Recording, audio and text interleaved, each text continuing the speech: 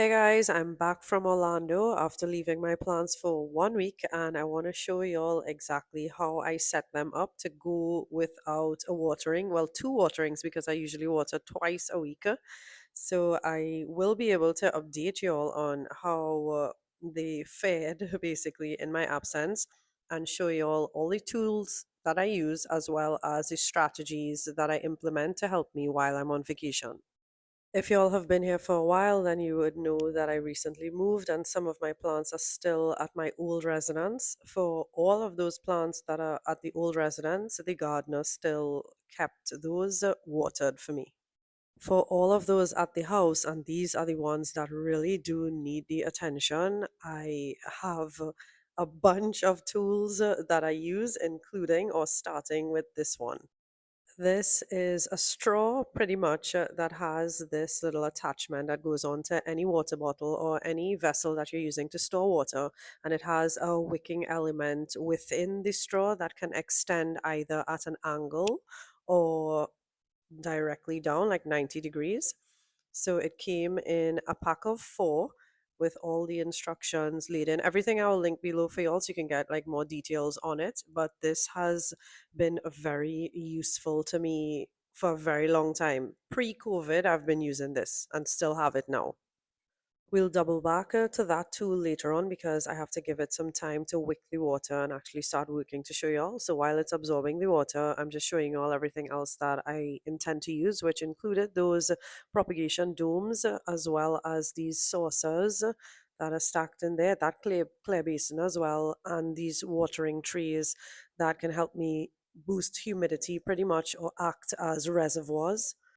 My goal pretty much for this trip is to keep the plants as hydrated as possible, whether it's from a wicking system like this. So it's like a dripper or manual dripper or self dripping system. You can see the drops falling off there. So whether it's from this drip system that I have or from boosting the humidity or maintaining a high humidity in the space.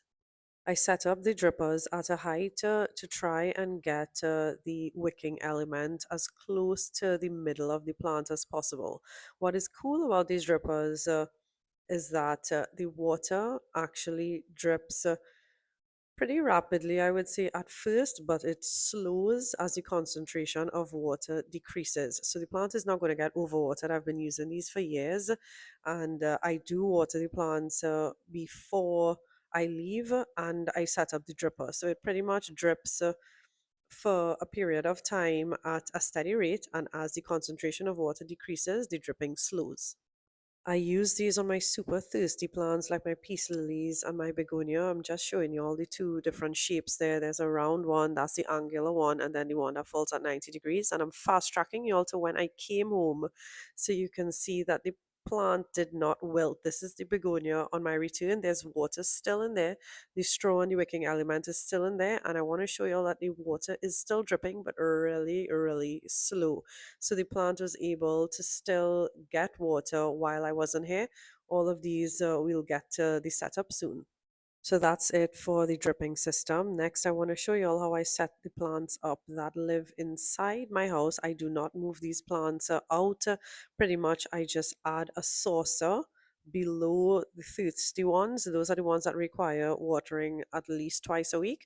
And I just fill that saucer with 1 inch of water and allow it to sit in water for the entire time. This is not something that I would recommend long term because, as you know, it can cause root rot if your plants sit in water for too long because these are quite thirsty in my care. And because these receive west facing light, some of that water will evaporate. I went ahead and used this method of allowing the plants to bottom water while I'm not here because I actually understand those really well and I know they will not rot and they will actually use all of this water to photosynthesize. I brought this one down from the shelf because I want to set another plant in there with it. So this is the setup on my kitchen island. I also decided to move my begonia here out of location as well as the silver sword next to it to keep it out of direct light while I'm not here so it'll stay hydrated longer. And this was the second plant, my Synapsis platinum, that I'm fitting in with my Monstera adansonii Swedish Ghost. I eventually switched this dish because it was too small, and you'll see it on my return when I show you that clip, but pretty much these are the ones set up here. I'm doubling back to this clip. This was on the return. All the plants stayed well hydrated. I slipped in my lupinum later on just to create a little higher humidity by grouping the plants. And all the plants that remained in my living space, you can see is well hydrated. I took this footage as I walked in the door. I fully saturated these before I left.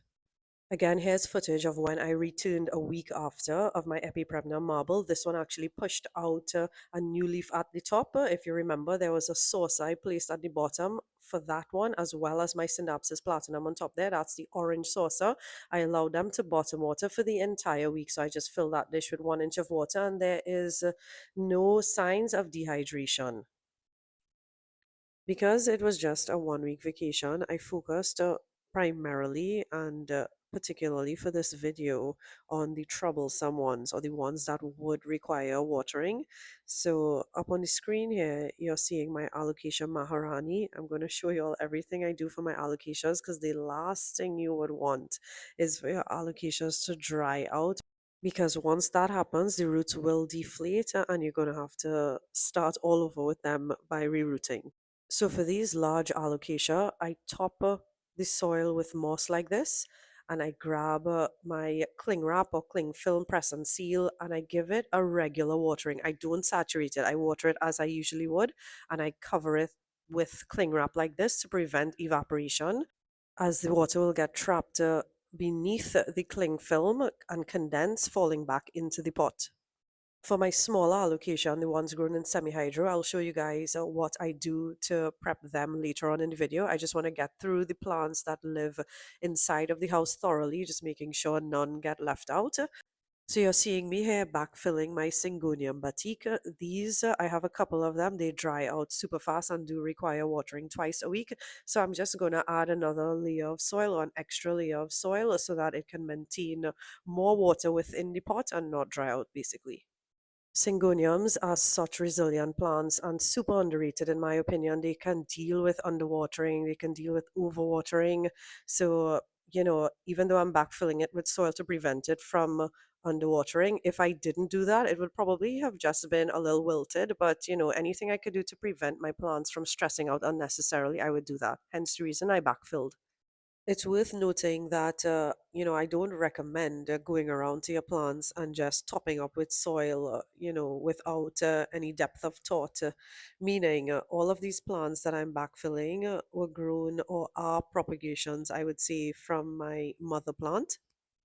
And when I propagate, I root them in water first and subsequently pot them in half pot of soil. I don't ever pot them up in a full pot of soil just to prevent root rot and to be able to allow the cutting to become root bound. I find I get faster growth that way by allowing the plant to get root bound. So, in the traditional sense, these would all require a repot at this time as they've kind of outgrown the soil mass that it's currently growing in. So, instead of repotting them, because I didn't have the time to do that, I would just backfill because I know pretty much how much the plant has grown and I understand the root mass that exists. So, I'm able to make this choice of backfilling instead. What I would recommend if you're in a similar situation where your plants may have outgrown the pot that it's in and does require a repot, if you do have the time, I would repot them if they are resilient plants. However, if they are finicky plants, for example, anthurium or alocasia, I would actually opt for the cling wrap option, which slows evaporation and encourages condensation so that any water droplets that are trapped by the cling fill will fall back into the pot, as I mentioned before. Or another option, if you don't want to repot, is to sit them in a saucer or in a tray of water that you'll see me set up coming up, but it's pretty much similar to the saucer option for them to bottom water themselves. By the way, these are my Florida Ghost, Philodendron Florida Ghost propagations that I'm backfilling alongside the Syngonium batik. These currently live in my master bedroom because I haven't set up or installed my greenhouse as yet at the new residence. So I've been storing plants up here and doing some of my chores up here. Comment below if you'd like to see the tools that I've been using and pretty much my methodology for doing plant chores inside of the house. Sometimes actually if it's rainy, I also opt for doing my plant chores inside just because, I may really have been tardy with some plant chores and just want to get them done. I just bite the bullet and do it inside. I just want to give you all a close up here of an aerial root that I'm trying to bury. I could have also opted for topping it with moss to get that covered, but because there's so much room in the pot, I just, tossed some soil over there. I also grabbed this cocoa chip or cocoa chunk from that other pot that was just lying around there and wedged it between the aerial and the pot.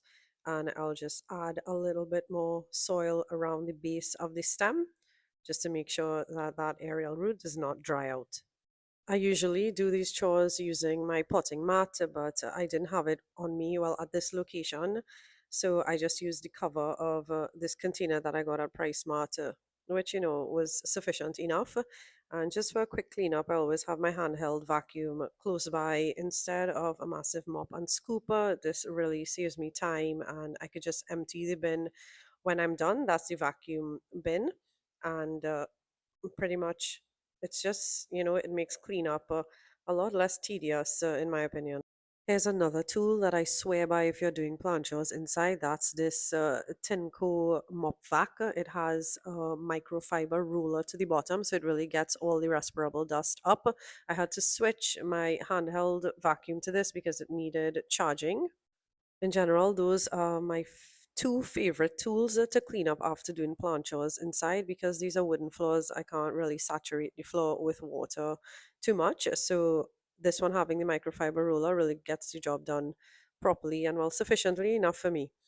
This was a 5 tier stand of plants that usually is positioned by this pillar here in my balcony, and I also have a little trio of plants here. This is my Ficus triangularis, an olive tree, as well as a variegated palm. I can't remember the name of that one.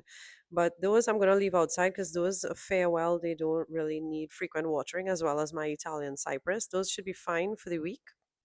After bringing those plants in that live on the stand, I came downstairs to get some trees to continue setting up the plants in my master bedroom, setting it up to have a super high humidity by clustering the plants as well as grabbing my humidity domes and trees to just in general create a humidity of about 60 to 70% in that space.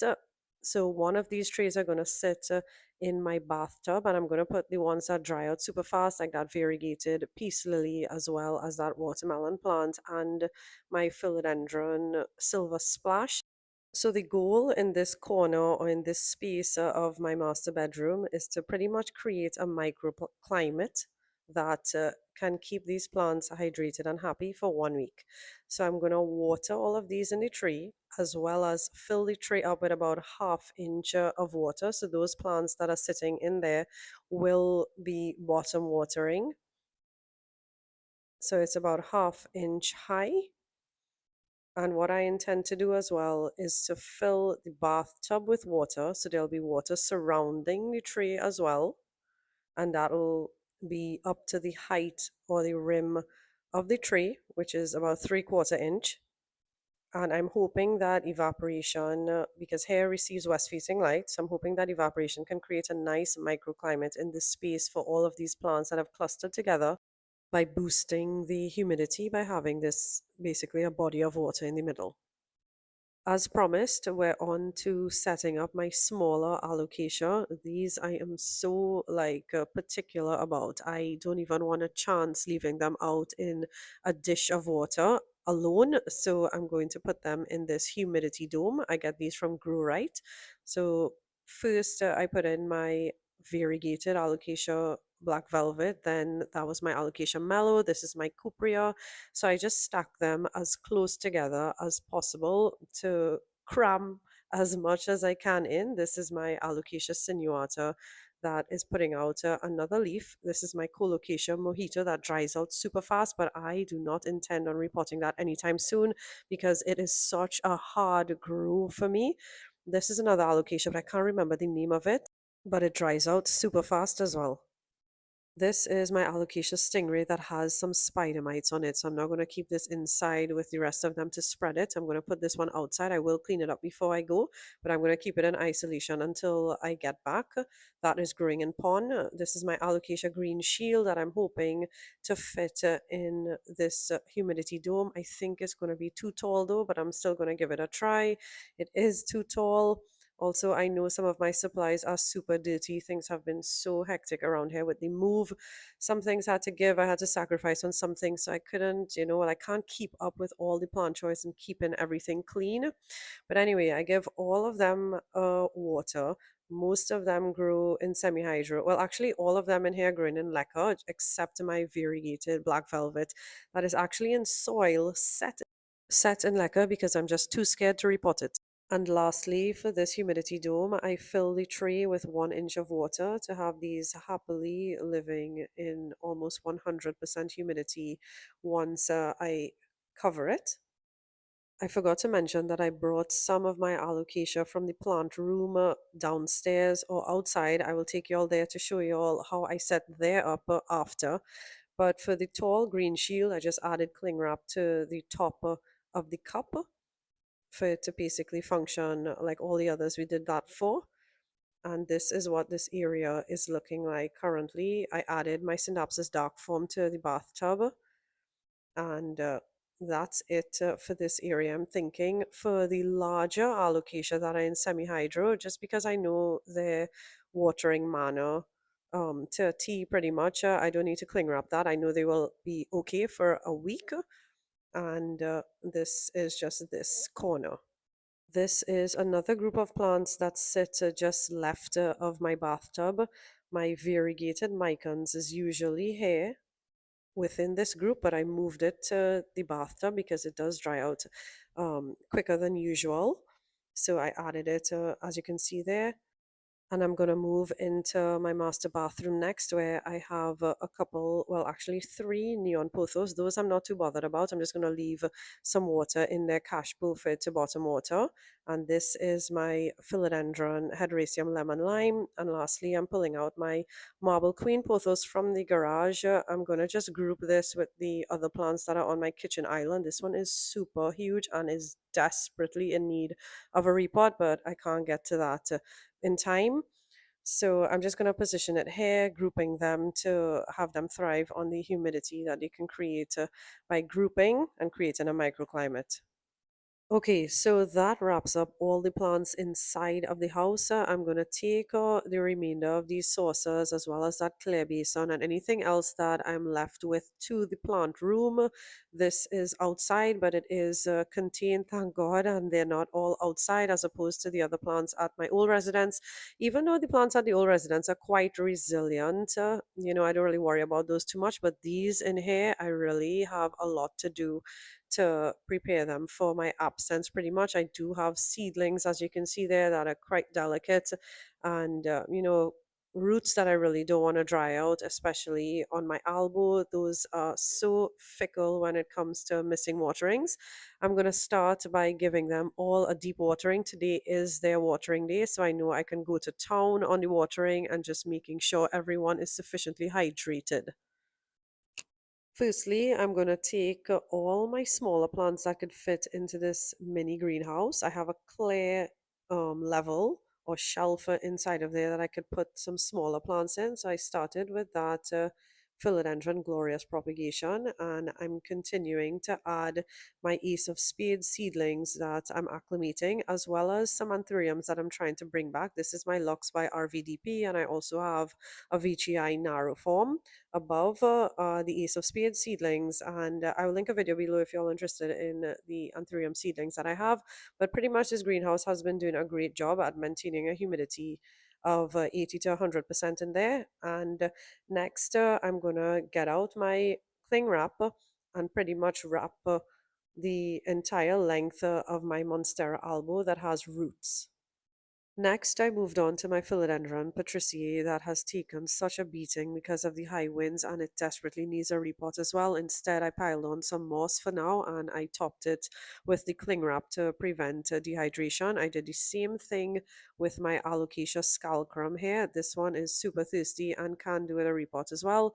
My calatheas, I'm going to move from the front of the plant room to the middle on the back of a lower shelf it to receive lower light. The front receives west facing light. So just to put it in a lower light setting pretty much.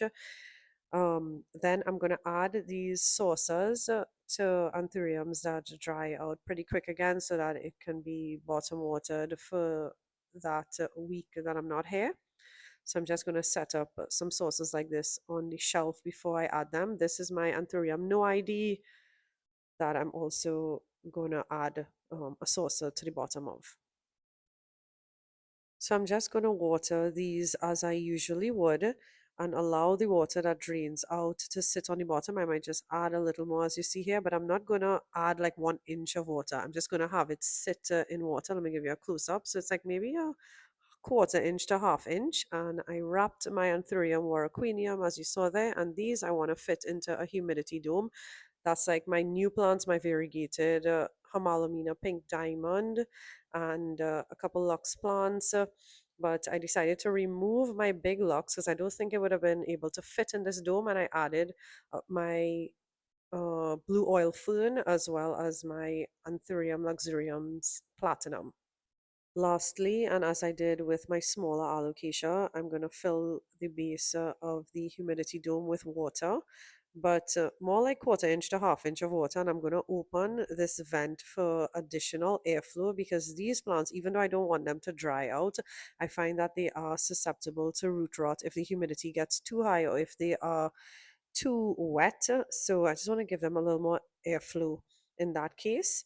And here I'm going to add a very big and deep saucer to my Homalomina selby. This plant is so dramatic when underwatered. It is resilient. It does tolerate the underwatering. It just perks back up just like a peace lily. But I will add this huge one just to keep it happy. I might actually just leave that there permanently because at this point I really can't keep up with the watering and I don't want to up pot it because I don't think it needs a up pot. It just needs frequent watering. For my plants that are only growing on poles and not in a pot, I'm just going to fully saturate it. I do have a layer of moss on some of them. That's my Cebu Ghost as well as my Philodendron White Knight. So I just drench the poles completely and I'm just going to leave them as is. I do intend to close the door of this plant room so less light should come in. So they should be fine for a week. I also found this large plastic bin that I filled a bunch of anthuriums in.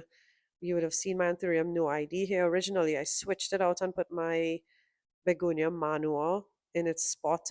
And I placed those anthuriums that were originally in saucers into this bin. I found this bin hanging around in the garage. I don't know how I missed it, but pretty much I'm creating another humidity chamber with it. I'm not adding water to the bottom. I just well watered the anthuriums and I'm going to seal them in here. So all of these empty basins and trays, I'm going to fill with water to just create a higher than usual humidity to keep the plants even more hydrated or to just slow transpiration down in here. I also intend to close this gate so that light will still get in, but not as much as usual just to make sure that they stay hydrated. I'm more concerned about the watering as opposed to the light because you can see the blocks there have holes so light will come in sufficiently enough to keep them happy. These are some self-watering tools that I got from centrascape. You pretty much just fill the body of the bird and it's a terracotta base and water basically moves from the tool into your plant pot by the process of osmosis. I also forgot to add some of my outdoor plants. This is my avocado tree, a cherry tree, and a kaima tree. And the last thing I do is my pest treatment on all of my plants. I use my standard pest solution, which is a mixture of neem oil, dish soap, and water. And I use this electric sprayer that I got on Amazon to apply it. This is their weekly spray. Every week religiously, I try to do this. So pretty much they get sprayed from the top down. This is my old residence, by the way. I made a trip up to the old residents to give them a deep watering as well as to spray thoroughly. So the gardener will only have to come once, which is middle of the week, to water these. These are all outdoor, so hopefully the rain will fall and he won't even have to come, but pretty much they get sprayed thoroughly. And here are the results of all of that work. This was the morning after I returned. If you follow me on Instagram, you would have seen this already. But pretty much, this is a view of the plant room first.